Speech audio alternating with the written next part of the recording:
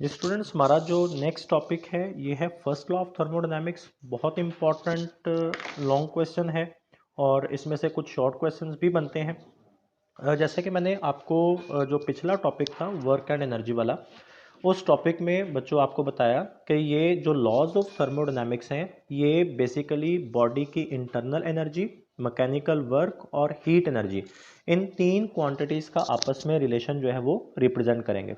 तो ये वही जो लॉज ऑफ थर्मोडायनेमिक्स हैं उसमें हमारे पास जो फर्स्ट लॉ ऑफ थर्मोडायनेमिक्स है ये हमें क्या कहता है, when the heat Q is added to a system. अगर आप किसी सिस्टम में हीट क्यू ऐड करते हैं, अब यहाँ पे ये चीज़ याद रखिएगा, जब आप सिस्टम में हीट को ऐड कर रहे हैं, heat added into the system, Q is taken as positive. यहाँ पे बेटे जब हीट क्यू सिस्टम में ऐड हो रही है तो Q is taken as positive. अब वो कहता है जी आपने हीट सिस्टम में ऐड कर दी, this energy appears as an increase in the internal energy delta U stored in the system. तो आपने जो हीट एनर्जी सिस्टम को दी है, आपने पीछे भी कहा कि जब हीट एनर्जी सिस्टम में एंटर होगी तो वो सिस्टम की इंटरनल एनर्जी को इंक्रीज करने का बायस बनेगी। अब बेटा ये डेल्टा यू का मतलब है चेंज इन इंटरनल एनर्जी। अब देखें यहाँ पे ना डेल्टा यू का मतलब ये बनेगा U2 माइनस U1, यानी final internal energy minus initial internal energy. तो अगर हीट सिस्टम में एंटर हो रही है तो उसकी इंटरनल एनर्जी बढ़ रही है, तो इंक्रीज इन इंटरनल एनर्जी का मतलब ये है कि जो डेल्टा यू होगा हमारे पास ये पॉजिटिव होगा। डेल्टा यू हमारे पास पॉजिटिव होगा, ये इंक्रीज इन इंटरनल एनर्जी का मतलब है। और डेल्टा यू तब पॉजिटिव आएगा जब फाइनल इंटरनल एनर्जी ज़्यादा और इनिशियल कम हो जाएगी। अच्छा, वो कहता है कि जो हीट एनर्जी आपने सिस्टम को दी है वो सिस्टम की इंटरनल एनर्जी को इंक्रीज कर रही है, plus the work done W bye the system on it's surroundings. तो वो हीट एनर्जी उसका कुछ हिस्सा इंटरनल एनर्जी को इंक्रीज करेगा और कुछ हिस्सा सिस्टम से वर्क करवाएगा।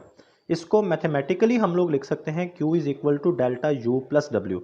अब देखें हीट एंटर हो रही है सिस्टम में तो Q पॉजिटिव है, डेल्टा यू सिस्टम की इंटरनल एनर्जी इंक्रीज हो रही है तो डेल्टा यू पॉजिटिव है, और वर्क डन ऑन सराउंडिंग या वर्क डन बाय सिस्टम है तो वर्क भी पॉजिटिव है। जो आपने पीछे साइन कन्वेंशन पढ़ी थी वो पूरी यहाँ पे अप्लाई हो रही है। अब इसकी एक्सप्लेनेशन वो देता है जी, when heat is added to a system there is an increase in the internal energy from U1 to U2 due to the rise in temperature and an increase in pressure और change in the state. जब आप system को heat energy देते हैं तो वो heat energy जब system में एंटर होती है तो वो सिस्टम का टेम्परेचर बढ़ा देती है। और बच्चों जब सिस्टम का टेम्परेचर बढ़ता है तो इसका मतलब कि सिस्टम की इंटरनल एनर्जी बढ़ गई। अब सिस्टम की इंटरनल एनर्जी बढ़ गई, ठीक है, टेम्परेचर बढ़ा तो टेम्परेचर के बढ़ने से प्रेशर भी इंक्रीज हो गया, प्रेशर भी इंक्रीज हो गया, इंटरनल एनर्जी भी बढ़ गई, तो मतलब जो सिस्टम है हमारा उसकी स्टेट चेंज होगी। If at the same time a substance is allowed to expand, जो हमारा सिस्टम है, अगर वर्किंग सब्सटेंस अगर इसको अलाउ किया जाए कि वो एक्सपैंड कर सके, then work is done on its surrounding, तो तब हमारा सब्सटेंस अपनी सराउंडिंग्स के ऊपर वर्क करना शुरू कर देगा। अब देखें ये जो इक्वेशन थी ना डेल्टा यू ये मैंने आपको बता दिया जी, ये होगा U2 minus U1, final internal energy minus initial internal energy. तो यहाँ पे इसने सिर्फ इस डेल्टा यू की वैल्यू पुट कर दी है U2 माइनस U1, तो Q is equal to delta U plus W, वही इक्वेशन आ रही है। Thus the change in internal energy delta U is equal to U2 minus U1। अब देखें डेल्टा यू को इधर रहने दें और आप वर्क को इधर लें, तो delta U is equal to Q minus W हो जाएगा। यानी जो चेंज इन इंटरनल एनर्जी है वो हीट एनर्जी माइनस वर्क, कि हमारा सिस्टम को जो हीट मिल रही है उसका कुछ हिस्सा तो उससे वर्क करवा रहा है, तो जो हिस्सा वर्क करवा रहा है वो तो वर्क में चला गया, बाकी जो हीट एनर्जी बचेगी वो उसकी इंटरनल एनर्जी में इजाफे का बायस बनेगी। जी इससे आगे इसकी कुछ एग्जांपल्स दी गई हैं, और ये इसकी जो एग्जांपल्स यहाँ पे आपको दी गई हैं ये बड़े इंपॉर्टेंट शॉर्ट क्वेश्चन है। वैसे फर्स्ट लॉ ऑफ थर्मोडायनामिक्स की स्टेटमेंट भी आपसे एज अ शॉर्ट क्वेश्चन पूछी जा सकती है। अब इनमें एग्जांपल्स में वो हमें कहता है, सबसे पहली एग्जांपल देता है बाइसिकल पंप। ये बाइसिकल के टायर के अंदर हवा भरने के लिए इस पंप को इस्तेमाल किया जाता है। अब bicycle pump provides a good example when we pump on the handle rapidly. Bicycle का जो पंप है ना, आप उसके हैंडल को इस तरह से रैपिडली ऊपर नीचे मूव करवाते हैं, it becomes hot due to mechanical work done on the gas, in this way it increases its internal energy. ये ना इसमें एक स्पेशल केस होता है, इसको एक स्पेशल केस के तौर पर डिस्कस किया जाता है। वो कहता है जो आउटलेट होता है ना, और उस पंप में से जहाँ से हवा बाहर निकलनी होती है, अगर आप उसको बंद कर दें हवा बाहर ना निकले, अदरवाइज तो अगर आप पंप को उसका हैंडल जो उसको प्रेस करेंगे तो हवा बाहर निकलना शुरू हो जाएगी। आप उसके आउटलेट को बंद कर दें कि हवा बाहर ना निकले, फिर आप उसका जो पिस्टन है उसको हैंडल जो उसको मूव करवाएं, तो फिर आप उस एयर को जो पंप के अंदर ट्रैप हुई है आप उसके ऊपर वर्क कर रहे हैं। तो जब आप उसके ऊपर वर्क कर रहे हैं ना तो उसका टेम्परेचर बढ़ जाएगा, क्योंकि उसकी इंटरनल एनर्जी उस वर्क की वजह से बढ़ गई। आपने वर्क किया है उस एयर के ऊपर जिसकी वजह से उसकी इंटरनल एनर्जी बढ़ गई, जो उसका टेम्परेचर बढ़ा देगी। The arrangement consist of bicycle pump with a blocked outlet. देखें वही बात आ गई, उसने कहा थी जो आउटलेट है जहां से एयर ने बाहर निकलना उसको ब्लॉक कर दें, हवा बाहर निकल नहीं आनी चाहिए। A thermocouple connected through the blocked outlet to note the temperature of air। Thermocouple, ये थर्मोकपल बेटे हमारे पास एक आप कह लें इलेक्ट्रिकल डिवाइस है जो दो डिफरेंट मेटल्स पर मुश्तमिल होती है, और जब इसका टेम्परेचर चेंज होता है तो ये इलेक्ट्रिकल सिग्नल जनरेट करते हैं। तो उस ब्लॉक्ड आउटलेट के साथ आपने इस थर्मोकपल को अटैच कर देना है और इसने जो एयर है उसका टेम्परेचर नोट करना है। When piston is rapidly pushed, thermometer shows a temperature rise due to increase of internal energy of the air. तो ये पंप का जो पिस्टन है जिसे आपने हैंडल कहा था, उससे जब आप तेजी के साथ मूव करवाएंगे तो जो थर्मामीटर आपने साथ लगाया होगा वो आपको रीडिंग देना शुरू कर देगा। वो बताएगा कि एयर का टेम्परेचर जो है वो इंक्रीज कर चुका है, और जब एयर का टेम्परेचर इंक्रीज करेगा तो उसकी इंटरनल एनर्जी बढ़ जाएगी। The push force does work on the air, thereby increasing its internal energy by the increase in temperature of air. तो आप उसके हैंडल को पुश करने के लिए जो फोर्स लगा रहे होते हैं ना, या जो एनर्जी कंज्यूम कर रहे होते हैं, वो इनपुट एनर्जी बनती है, और वो फोर्स या वो एनर्जी एयर का टेम्परेचर इंक्रीज करती है, जिसकी वजह से उसकी इंटरनल एनर्जी बढ़ जाती है। आप बेसिकली जो एक्सटर्नल एनर्जी है, एक्सटर्नल वर्क है, वो गैस को प्रोवाइड करते हैं जिससे उसके इंटरनल एयर को प्रोवाइड करते हैं जिससे उसकी इंटरनल एनर्जी बढ़ जाती है। इसकी दूसरी एग्जांपल जो है ये ह्यूमन मेटाबॉलिज्म है। मेटाबॉलिज्म मतलब हम लोग जो खाना खाते हैं तो वो उसकी डाइजेशन के जो प्रोसेसेस हैं जिनसे हमें एनर्जी मिलती है वो मेटाबॉलिज्म कहलाते हैं। Human metabolism also provides an example of energy conservation. ये भी इंपॉर्टेंट है जी कि ह्यूमन मेटाबॉलिज्म एनर्जी कंजर्वेशन की एग्जांपल प्रोवाइड करते हैं। Human being and other animals do work when they walk, run और मूव हैवी ऑब्जेक्ट्स। कोई भी जानदार जो है वो जब चलते फिरते हैं तो वो वर्क करते हैं। वर्क रिक्वायर्स एनर्जी, वर्क के लिए हमें एनर्जी चाहिए होती है। Energy is also needed for growth to make new cells and to replace old cells that have died. हमें ग्रोथ के लिए भी एनर्जी चाहिए। Work done will result in decrease in internal energy of the body. और अगर आप work करेंगे तो ये वर्क आपकी बॉडी की इंटरनल एनर्जी को डिक्रीज करने का बायस बनेगा। According to first law of thermodynamics, to an organism of human body delta U is equal to Q minus W. देख लें ये वही पीछे वाली इक्वेशन है, डेल्टा यू पॉजिटिव है, क्यू ये जो पॉजिटिव है मतलब ये वो हीट एनर्जी है जो आपकी बॉडी को मिल रही है, जो खाना आप खाते हैं ना उससे आपको जो हीट एनर्जी मिल रही है। अब उस हीट एनर्जी का एक हिस्सा तो वर्क में कंज्यूम हो जाएगा और बाकी जो हीट बचेगी that will be used up in doing the in increasing the internal energy. Hence the body temperature और internal energy is maintained by the food we eat. तो हमारी बॉडी का टेम्परेचर या हमारी इंटरनल एनर्जी जो खाना हम खाते हैं ये क्यू हमें वहाँ से मिल रहा है। Energy transforming processes that occur within an organism are named as metabolism. कि हम लोग जो खाना खाते हैं उसकी जो कन्वर्जन होती है, जो एनर्जी ट्रांसफॉर्मिंग प्रोसेसेस हैं जो हमारी बॉडी के अंदर होते हैं जिसमें एनर्जी एक शक्ल से दूसरी शक्ल में कन्वर्ट होती है, ये प्रोसेसेस हमारे पास कहलाते हैं मेटाबॉलिज्म। यहाँ पे फर्स्ट लॉ ऑफ थर्मोडायनामिक्स पे कंप्लीट हो जाता है। आगे इसकी दो एप्लीकेशंस हैं वो भी हमने आज ही देखनी है, वो मैं आपको नेक्स्ट वीडियो में भेज रहा हूँ।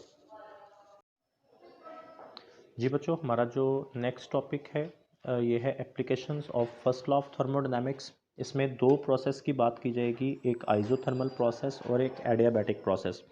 इन दोनों प्रोसेसेस का जो इंट्रोडक्शन है वो मैं आपको पहले भी दे चुका हूँ। चैप्टर 8 में भी हमने थोड़ा सा इनके बारे में पढ़ा था। जब हमने वो स्पीड ऑफ साउंड वाला फार्मूला ड्राइव किया था तो वहाँ पे भी जो आइजैक न्यूटन ने जो अजम्पशन लगाई थी आइसोथर्मल, उसने कहा था कंप्रेशन एंड रेरफैक्शन को, लेकिन लैप्लास ने जब उसको आके करेक्शन की तो उसने कहा जी कि ये हमारे पास आइसोथर्मल नहीं होते हैं, बल्कि इसमें क्या होता है जी टेम्परेचर चेंज हो रहा होता है, वेरी कर रहा होता है, ये एडियाबैटिक प्रोसेस होते हैं। तो उसी हवाले से इसको देखते हैं। अब ये बहुत इंपॉर्टेंट लॉन्ग क्वेश्चन है, आइसोथर्मल या एडियाबैटिक दोनों में से कोई एक आपसे एज अ लॉन्ग क्वेश्चन पूछा जा सकता है। आइसोथर्मल प्रोसेस को सबसे पहले डिफाइन किया जा रहा है जी, a process in which the temperature of the system is constant is called isothermal process. एक ऐसा प्रोसेस जिसमें सिस्टम का टेम्परेचर कांस्टेंट रहता है वो आइसोथर्मल प्रोसेस कहलाता है। आइसो का मतलब मैंने बताया था सेम होता है, कांस्टेंट रहना, सेम रहना, और थर्मल का जो वर्ड है इसका मतलब है टेम्परेचर।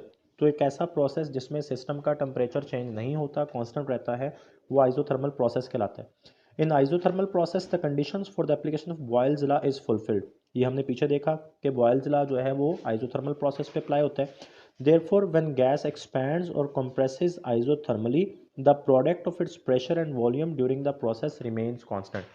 तो जब बॉयल्स लॉ अप्लाई होगा ना बच्चों, तो फिर हमारे पास ये जो चीज़ बन रही होगी कि P V is equal to constant. तो उसने कहा कि कॉन्स्टेंट टेम्परेचर के ऊपर जब आप गैस का टेम्परेचर चेंज नहीं करेंगे तो फिर उसका प्रेशर और वॉल्यूम इन दोनों का प्रोडक्ट हमारे पास क्या रहेगा, सेम रहेगा।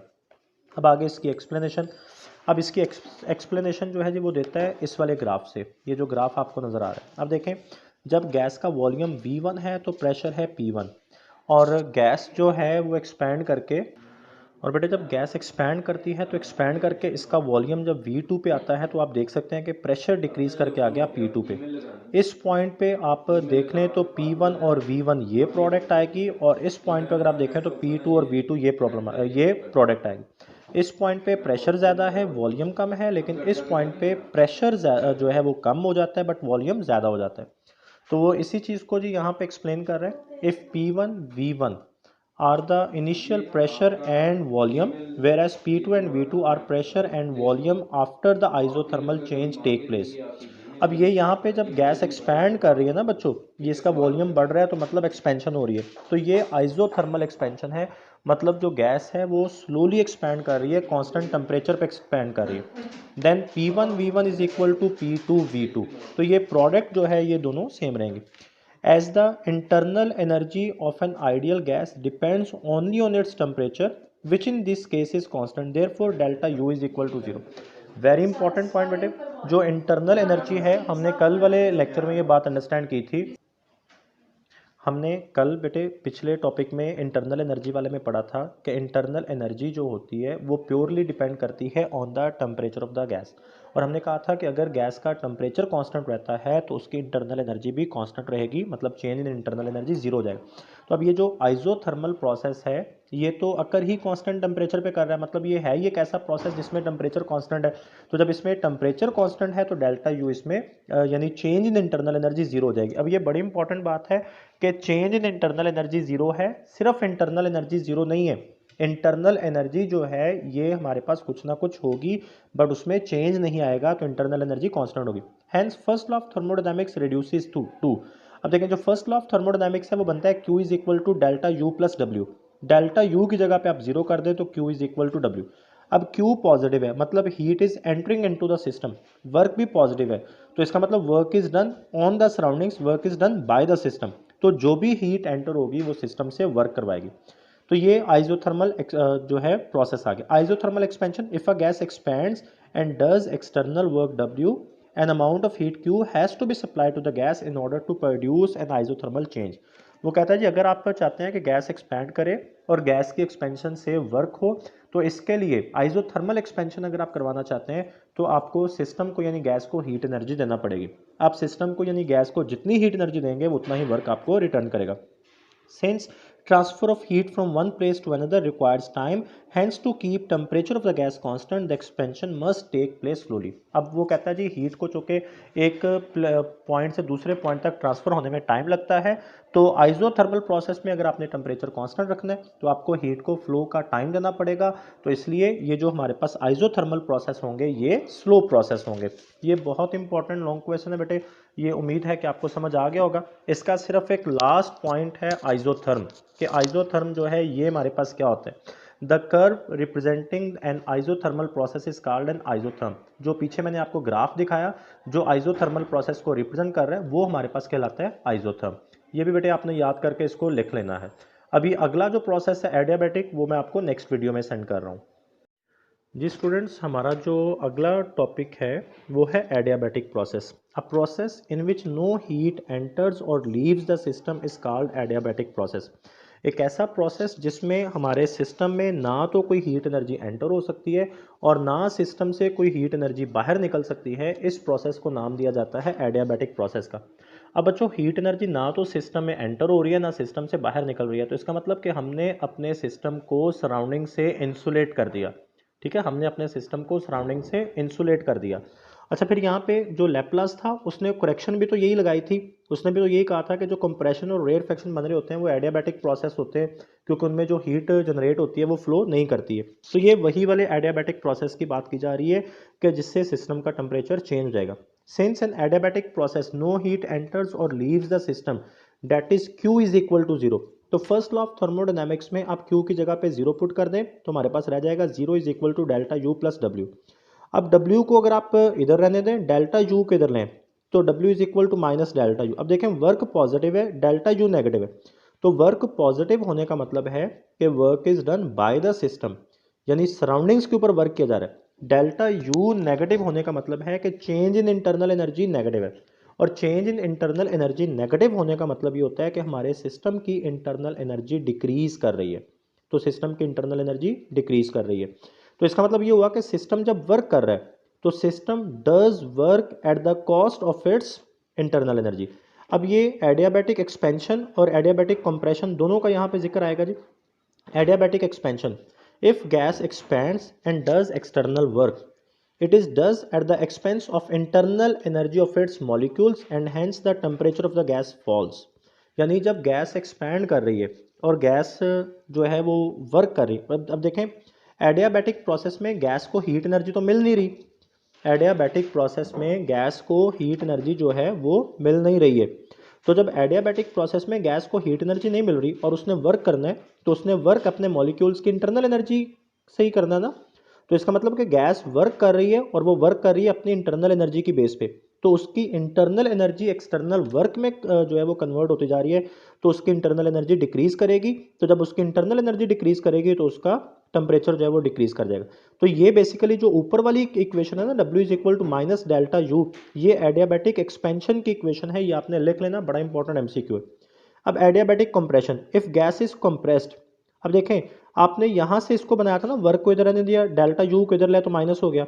आप डेल्टा यू को इधर रहने दें, वर्क को इधर ले, तो delta U is equal to minus W. अब वर्क नेगेटिव है, वर्क के नेगेटिव होने का मतलब ये बनता है कि work is done on system, यानी हमारी सराउंडिंग वर्क कर रही है और हमारा जो सिस्टम है वो कंप्रेस कर रहा है, तो गैस कंप्रेस हो रही है। अब डेल्टा यू पॉजिटिव है, मतलब जो चेंज इन इंटरनल एनर्जी है वो इंक्रीजिंग है। वर्क नेगेटिव हुआ तो वर्क के नेगेटिव होने का मतलब ये था कि हमारे सिस्टम के ऊपर वर्क हो रहा है, हमारा सिस्टम गैस कंप्रेस कर रही है। और डेल्टा यू पॉजिटिव होने का मतलब है कि चेंज इन इंटरनल एनर्जी जो है वो पॉजिटिव है, यानी इंटरनल एनर्जी इंक्रीज कर रही है। तो work is done on the gas, it increases the temperature of the gas. तो जब आप अपने सिस्टम के ऊपर वर्क करते हैं तो उसका टेम्परेचर बढ़ जाता है। अब इसमें वो याद करें कि बाइसिकल पंप वाली एग्जांपल, आपने उसके हैंडल को पुश करके एयर के ऊपर वर्क किया, जब आपने एयर के ऊपर वर्क किया तो उसका टेम्परेचर बढ़ गया था, इसलिए। आगे है जी conditions for adiabatic change. Adiabatic change occurs when the gas expands और इज कंप्रेस्ड रैपिडली। ये चीज़ यहाँ पे नोट करें बेटे कि जो आइजोथर्मल प्रोसेस होते हैं वो स्लो प्रोसेस होते हैं, लेकिन जो एडियाबैटिक प्रोसेस होते हैं वो रैपिड यानी फास्ट प्रोसेस होते हैं। Particularly when the gas is contained in an isolated cylinder। In case of adiabatic changes, as the temperature of the gas does not remain constant, so PV gamma is equal to constant। अब ये चीज़ भी आप लोगों को याद होगी, chapter 8 में हमने इसको भी यूज़ किया था, जो लैप्लास ने करेक्शन लगाई थी तो वहाँ पे फिर हमने इस जो बॉयल्स लॉ है इसकी ये वाली फॉर्म पढ़ी थी कि एडियाबैटिक प्रोसेस में जब टेम्परेचर चेंज हो जाता है तो Boyle's law take this form where gamma is the ratio of the molar specific heat of the gas at constant pressure to the molar specific heat at constant volume, that is gamma is equal to Cp over Cv। ये मैं आपको chapter 8 में बता चुका हूँ। अच्छा जी एडियाबैट, अब इसमें ना ये ग्राफ आपने देख लेना है, ये जो ग्राफ बना हुआ है, अब उस ग्राफ की स्लोप हमारे पास जो है बच्चों वो कम थी, इस ग्राफ की स्लोप ज़्यादा है, तो इसमें ये सडन चेंज आ रहा है। तो ये जो ग्राफ है जो एडियाबैटिक प्रोसेस को रिप्रेजेंट करता है ये एडियाबैट कहलाता है। तो वो आगे फिर हमें कहता है the curve representing an adiabatic process is called an adiabat. An adiabat is steeper than an isotherm. ये स्टीपर होता है मतलब इसकी स्लोप जो है वो ज़्यादा होगी और आइसोथर्म की स्लोप कम होगी। एग्जाम्पल्स ऑफ एडियाबैटिक प्रोसेस, ये नीचे एग्जाम्पल्स दिए जी। The rapid escape of air from a burst tyre, जब कोई टायर फटता है तो तेज़ी से जो हवा निकलती है वो एडियाबैटिक प्रोसेस है। The rapid expansion and compression of air through which a sound wave is passing, जब साउंड एयर में से ट्रैवल करती है तो कंप्रेशन एंड रेयरफेक्शन बनाते हुए ट्रैवल करती है तो वो एडियाबैटिक प्रोसेस है। Cloud formation in the atmosphere, ये आसमानों के ऊपर जो बादल बनते हैं जी वो भी रैपिड प्रोसेस होता है, एडियाबैटिक प्रोसेस होता है, तो ये भी हमारे पास एडियाबैटिक प्रोसेस की एग्जाम्पल है। उम्मीद है बेटे आपको ये टॉपिक समझ आ गए होंगे, इनको आपने अच्छे से तैयार करके लिख के मुझे सेंड कर देने हैं। अल्लाह हाफिज़।